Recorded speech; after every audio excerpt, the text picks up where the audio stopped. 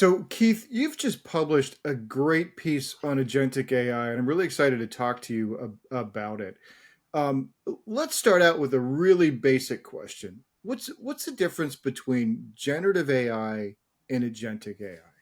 That is a very good question, and I find that there still is confusion about that. So, how I started the paper, Scott, was I used an analogy. So, the analogy was, let's say you want to go out to dinner after work with friends. So, you ask ChatGPT about the best restaurants in town, right?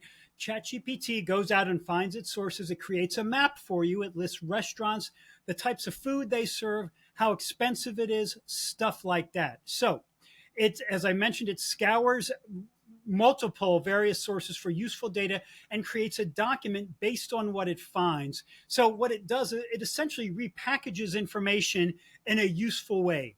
This is what I would call generative AI. Now, again, that is a generalization about generative AI, but I think it's probably close enough for our purposes. Now, once you pick the restaurant, you order a Waymo driverless car to take you there. Now, the car heavily uses agentic AI. So it analyzes constant data from multiple sources, things like navigation data, traffic data, the car's many sensors and radar systems, and so on. The agentic AI then is making tons of decisions over and over all the time. It needs to avoid obstacles like pedestrians and other cars. It needs to obey traffic laws and stop at red lights. It needs to get you to the restaurant efficiently. So that ability to act independently and autonomously is mostly what separates agentic AI from generative AI. It can take action and adapt to new surroundings and situations, applying much more of what you and I would call human reasoning. Does that make sense? Yeah, a lot of sense. That's a great analogy. So, agentic AI has a lot more power to do things in the real world, and you've been thinking about the ways that that could actually get corporations into trouble when they're using it. What are some of the primary challenges that organizations are going to face when they start using agentic AI? Yeah, there are numerous things to be aware of, and I would probably start with security, which is an immediately obvious one.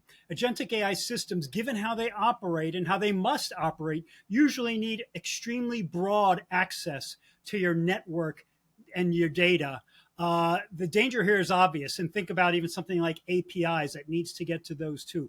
So this means you need to incorporate things like a zero trust mindset, vetting every user or device on your network. Other security measures like RBAC, which is role-based access control, and audit logging are essential too. You need to know what it's doing. Now, there are also problems related to integrating agentic AI into existing systems, with a special issue around integrating with what I mentioned a minute ago, APIs. These are growing hugely as we do much more in the public cloud, and these can be a significant challenge.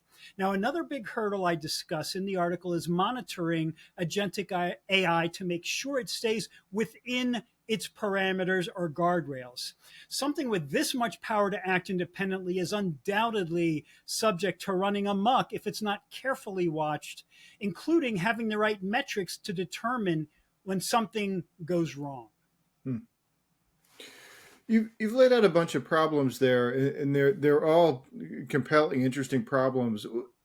Do you have an idea for which of those you think will be the thorniest problem? Yeah, it's hard to know for sure, Scott, because we're still really at the beginning. But it could end up being the biggest problem is the idea, the issue of compliance and ethics. And this is because agentic AI's potential to do major harm is always there. And as it gets better and better, which it is doing by leaps and bounds on a weekly basis, its ability to wreck stuff is going to similarly increase. Remember, it's can act independently, and this is the key. It's autonomous, and not everyone will use it for good. That we know. That's the history of the internet, the history of pretty much everything. If we want to broaden the scope, so that's why proper governance and compliance could, although not necessarily will, become the biggest issue around agentic AI. Governments, nation states, etc., are still trying to figure out how to control this potential Pandora's box. Now, that is a metaphor that sometimes gets thrown around, but I believe it's entirely appropriate here. And Yeah, these that's a companies, oh yeah. No, go I was just ahead. going to say that's a great one, and the other one that it makes me think of is the Sorcerer's Apprentice with Mickey Mouse going around with the Exactly, yeah. exactly. Where everything is unleashed now, and we don't know where it's going to end up, which is why uh, governments, especially, are going to need to move fast. Because really, to use another movie that I know you like and that I love, is we don't want the world to turn into a real life version of the Matrix, do we? Nope. That would be bad. I don't know if there's any Neos out there, ready to help us.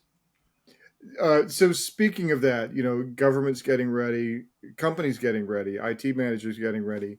How much time do they have? How fast are these changes coming? In other words, how much time do IT managers especially have to figure these challenges out? How about not enough time? How about yesterday? That gives you an idea. Now, in the article, I quote a Gartner statistic in the article, in a Gartner statistic that says that by 2028, 33%, for those of you who are math challenged, that's a third of enterprise software applications will include agentic AI, up from less than 1% in 2024. Now, ultimately, the company predicts, this is Gartner, predicts that 15% of day to day work, all day to day work decisions could be made autonomously by Hmm. agentic AI. Now, as we record this, Scott, we're almost halfway through 2025. So you do the math. That's fast. Yeah. Fast. That's the scientific nomenclature, right? So, with that in mind, from looking at agentic AI, do you have any recommendations for IT managers? I do, in fact. I think probably the most important one, Scott, is to determine if you really even need agentic AI. Seems weird, but don't make assumptions here. Being the shiny new toy under the tree that it is, everyone wants to play with it. You just can't help yourself.